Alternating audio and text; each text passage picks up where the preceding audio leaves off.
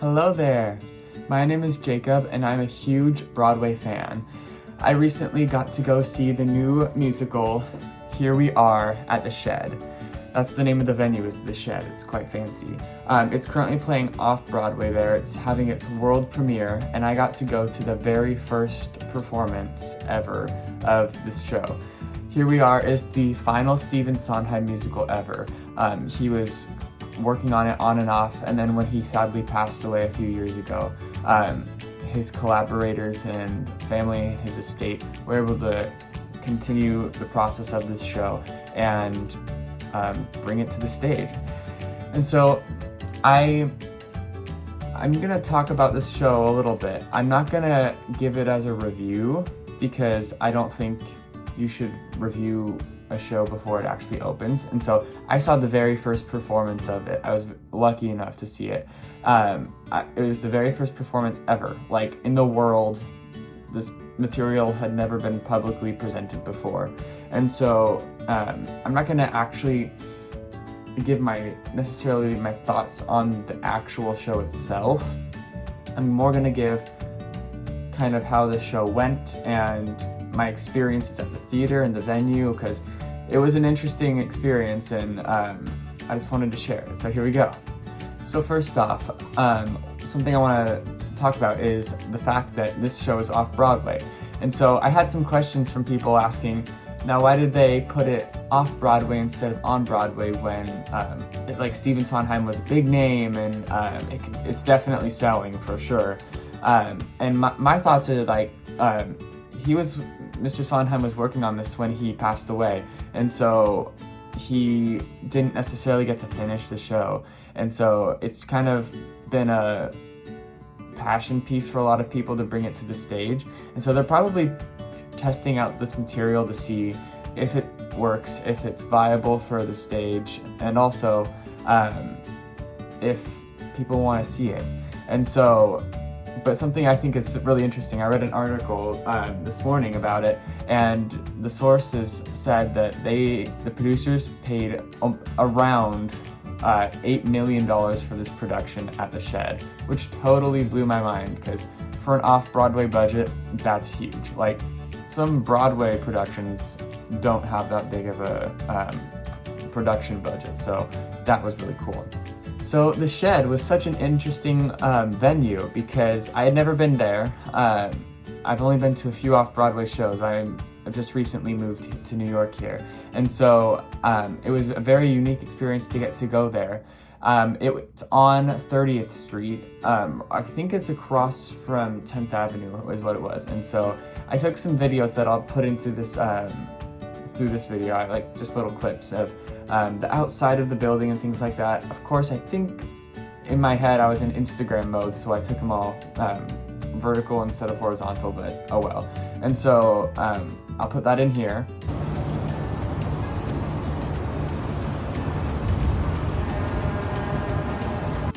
So the Shed is such an interesting venue because the outside of the building, from what I saw, looked like a giant shopping cart or something to that effect, because on each corner of this ginormous building are huge wheels that look like shopping cart wheels, and then like there's plastic pieces on the side, and it was huge and it was quite artsy, and like it was high art and things like that, and so it was a very cool venue. Like, I've never seen anything like it, and it was right in the middle of Manhattan. Like, the Empire State Building was right close to it, and so I was like, hey, that's pretty cool. So something that I do want to mention is the entrance to the Shed can be kind of tricky to find.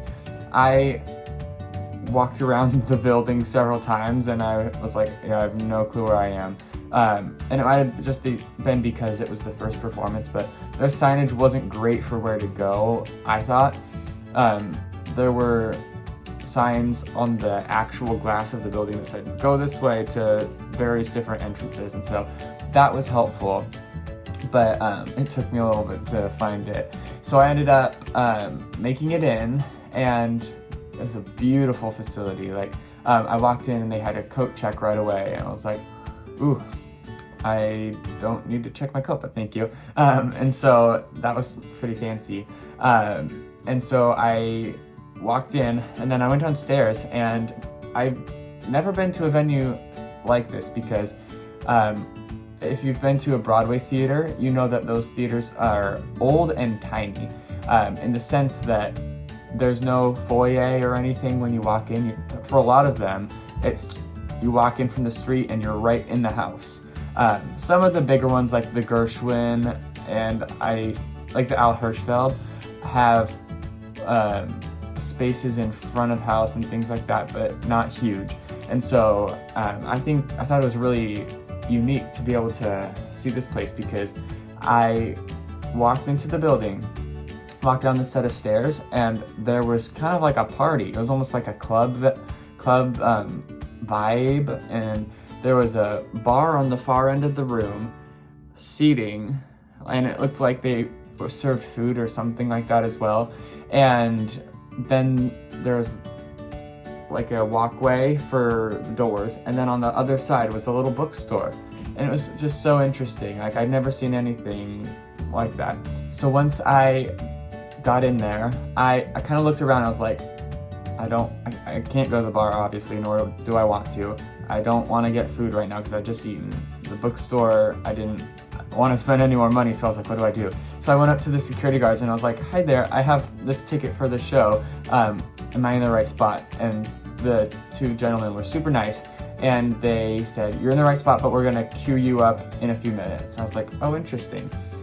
Something I didn't realize before going to the show is that this production is being held on the 6th floor of the Shed building. And the Shed has many different rooms. It's almost kind of like a convention center in a way, where they have private events and parties and things like that on different locations in the building.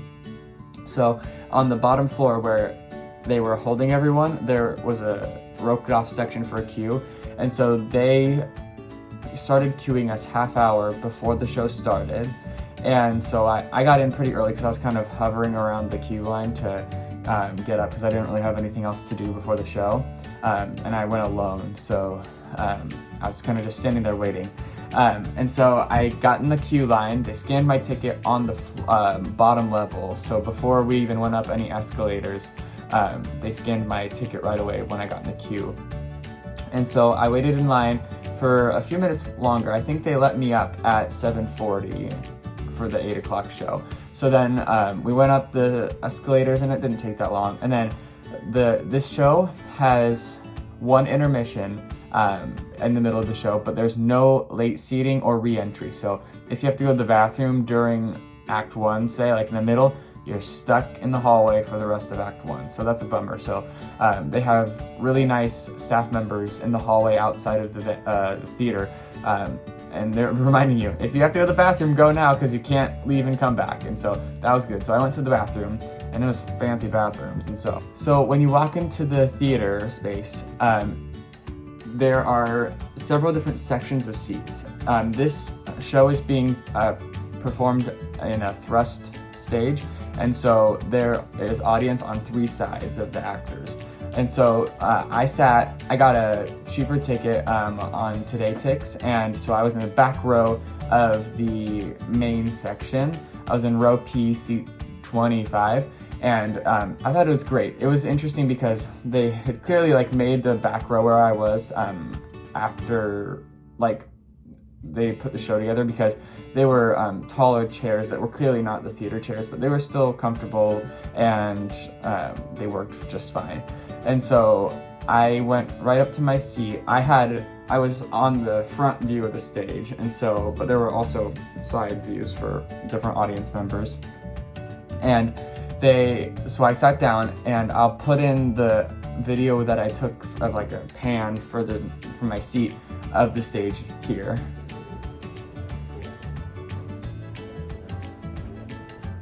So when I walked into the theater, they handed me the programs, and this is what it looks like.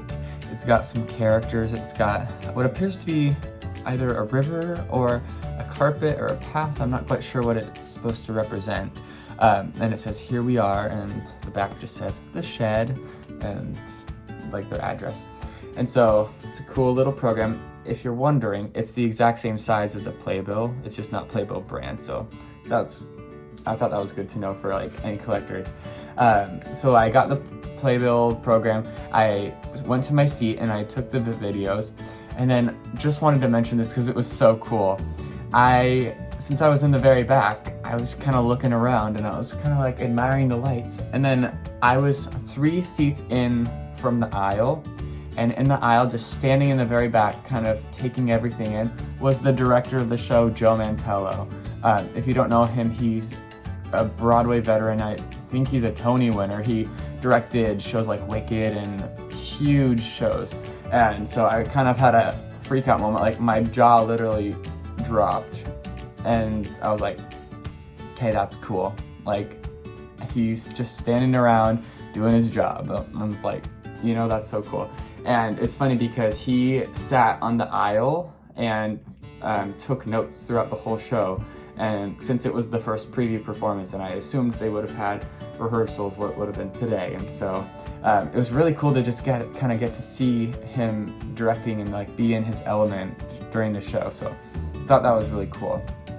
And then another thing I want to point out, or just mention, in my seat, like right in front of me, sat David Ives, who is the book writer of the show. He wrote the script for the show and worked heavily with Stephen Sondheim. And I was like, mind blown, that's so crazy. And so he sat there in front of me. I was like, no pressure, like, gotta be a great audience member, which I would be anyway, so hopefully, but it was just cool. And so the atmosphere was very cool. Lots of famous people were there. I saw Anne Harada from lots of Broadway shows and television, movies.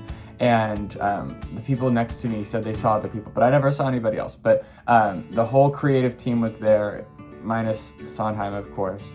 And so I was just like ready for the show. So I only sat there for a few minutes, and then I was not expecting this, but they had a pre-show. And the stage, like you saw, is kind of like a big box of white, and it's a white background, white floor, and they have mirrored sides. The sides that are mirrors kind of open and closed, kind of like doors.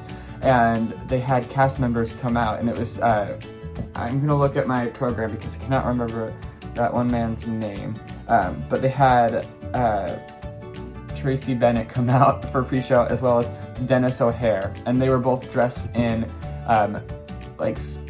maid costumes and house cleaning costumes, and Tracy Bennett was vacuuming for like a whole 15 minutes, and Dennis O'Hare was wiping the walls off with a cloth, and like no dialogue, nothing, and the audience, I don't think, even kind of recognized that they were there, but they were doing their thing, and that was so funny just to like watch, and like kind of, it was almost like a masterclass in stage business. It was so cool. And so I thought that was funny because I was not expecting there to be a pre-show, but it was very professional. Something I noticed about the set was it kind of was reminiscent of the 2021 Broadway revival of Company, in my opinion, because it was like that boxy look, and it had LEDs on the sides of it, and so those could light up different colors and kind of give a different environment to the scene or whatever it was. So that was reminiscent for me, and so I noted that almost right away. I actually here have some notes that I took during intermission, because Act 1 I was like taking notes furiously on my phone during intermission because I didn't want to forget anything. So let's see what I have here.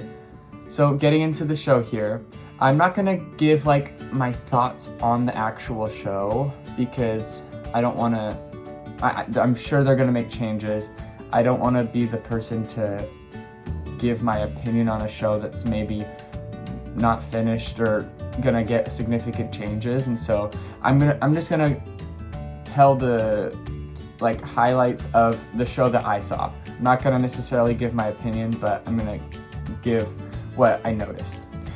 So we start the show with several different couples that want to have brunch, but the main couple, who they're clearly at their house or something like that, they forgot about this brunch or didn't know about it or whatever was going on. So pretty much all of Act 1, are these couples, and the character Fritz, who is played by Michaela Diamond brilliantly. They all drive around town and look for food, and obviously hilarity and troubles ensue, but that was pretty much Act 1 in a nutshell. They have horrible success at several different restaurants and can't find food anywhere. So something I was not anticipating but noticed was that Dennis O'Hare and Tracy Bennett were heavily supporting characters. They played the waiters at like alternating at the restaurants they went to, and heavy character performances, because there was times that Tracy Bennett had was crying the whole scene and had mascara running down her face and a super interesting wig. And then there was another time where she played a maid with a hunchback, and I don't know if she maybe said 1 or 2 lines that whole scene. And so brilliant character performances from both of those cast members. Next, I wrote during the intermission that the standouts for me in my initial reaction were Michaela Diamond as Fritz, because that character is a revolutionist and kind of wants to bring on the end of the world. And Michaela did a brilliant job with that. The costume of her character was so funny, because I'd never seen Michaela Diamond in a costume like that, and so I was just taken aback at first, but it really helped me understand the character better, was the wardrobe. Like I mentioned, Tracy Bennett was hilarious. Instantly you know that voice, like Tracy Bennett's deeper, beautiful voice, and you're like, oh yeah, we're in for a treat. And so that was awesome. And then Rachel Bay Jones, I noticed right away she was giving a performance I'd not seen from her, like very similarly, because her character was kind of like in her own world. She wore this beautiful blue silky dress and cloak the whole time, and had luxurious blonde wig and these cute little heels. And so her performance was brilliant, because you could tell that she was in the character, in the scene, in the moment, and I was just blown away by her performance. Another part of the plot is that the 3 guys who were played by, I'm going to check again, I know one of them is Bobby Cannavale and Stephen Pascal and Jeremy Shamos, sorry if I said that wrong. They're part of the drug cartel, and so eventually the policeman, played by Francois Baptiste, he comes in and is looking for the drug cartel, and there are some really comical moments during that, because Fritz, Michaela Diamond's character, has some really funny interactions with the policeman and the drug cartel guys, and so that was hilarious. Like I mentioned before, the glass side panels, or like the mirrors on the sides, could open and close so they could become doors, but also they had, whenever like the cast members went to a new restaurant, they would slide in a new background or a new prop or set piece or anything, and that was really cool, because it was so simple, but it looked so professional and worked so efficiently for the scenes. So that was really cool. Additionally, when there were a few times that they went to a restaurant and they needed to creatively get a table or a booth onto the stage, because it wasn't a huge stage, and so they had to kind of figure that out. They flew in from the top these signs that would say Everything Cafe, which is what one of the restaurants was called, and it said that on this circular sign, like half moon sign, and so that would stay up like a marquee kind of sign almost for a while, and then it would come down and be their table or be their seats, and on the inside they might have little cutouts for props. And I thought it was brilliant staging and set design, because I'd never seen anything like that. With they're flying in, and it had multiple purposes, and it was totally believable for each use it had, so that was really cool. The last thing I noted for Act 1 was that the lighting design was exquisite. There were several times where they'd be at a restaurant and the back white wall would have a completely new design on it, and I didn't notice that until I would like look there, and I'm like, oh my gosh, it looks like a completely different place. Or the whole stage would be a bright different color, but it's like very instant and sharp, and I was very impressed. And so that was what I noticed from Act 1. So there was a 15-minute intermission, 15-ish. They let people go to the bathroom, and I don't think anyone had to leave from what I saw, but if you did have to leave, you would come back in during intermission. And so I just stayed in my seat and kind of just observed, and it was so cool because the whole creative team gathered in the back where I kind of by my seat, and just kind of had like a powwow meeting right there, and that was so cool to just kind of eavesdrop on, because I didn't understand most of what they were saying because I couldn't hear it super clear. But there were a few times that they were like, yeah, that lighting cue was a second late, or next time we need this slide to come in at this time, or whatever it was. It was so cool to kind of just like listen to these brilliant theater creatives talk about the first performance of a show, because it just blew my mind.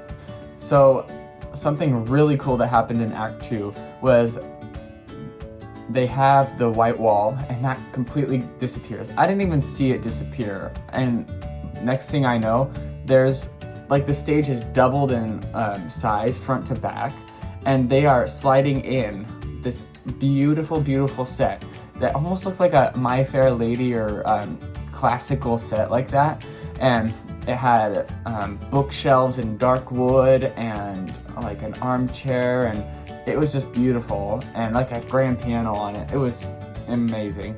And they slid that all the way up front and used that as the set for almost all of Act 2. In Act 2, the whole cast comes together, and they are trapped in this room, and it's this back and forth between, like, they have to make realizations about themselves and confess secrets and things like that. And so I thought Act 2 was really cool. Something I did notice was that there was no singing at all in Act 2. When I was thinking about it, there might have been one song at the top of Act 2, but I really don't think there was. And I noticed, I was like actively taking notes during that act in my head about if there was a singing, because it was really well written, but there was no singing. And so when I was doing my research this morning after seeing the show, it sounds like Stephen Sondheim hadn't finished the score and only had about Act 1 written. And so I thought that was really interesting, because clearly they had tried to put this show together, and in a way I was maybe disappointed that there was not any musical numbers in Act 2, but I was also kind of impressed that they were able to finish this show in a meaningful and thoughtful way that still made sense even without the musical numbers. I thought that Act 2 was pretty cool. I'm not going to give any spoilers or anything like that for Act 2, because hopefully you'll see it and kind of interpret it for yourself. And also, I'm not going to give my opinions on it because I don't know what they're going to change, and they're not officially open yet. They're just in previews. I am not going to give my opinion. So then after the show, they took their bows and we clapped loud, because, oh my gosh, something I will give my opinion on, every single performance on that stage from an actor was brilliant.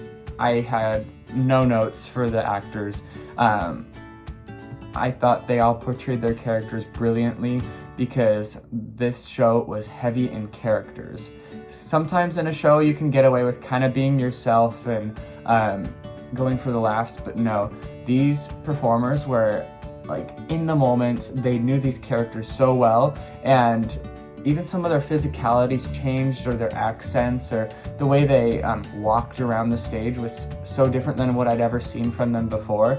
And so that I was just, if anything from this show I took away, was I got to see a masterclass of professional performers, and so I'm very grateful for that, and kudos to them, because I thought everyone on that stage was brilliant.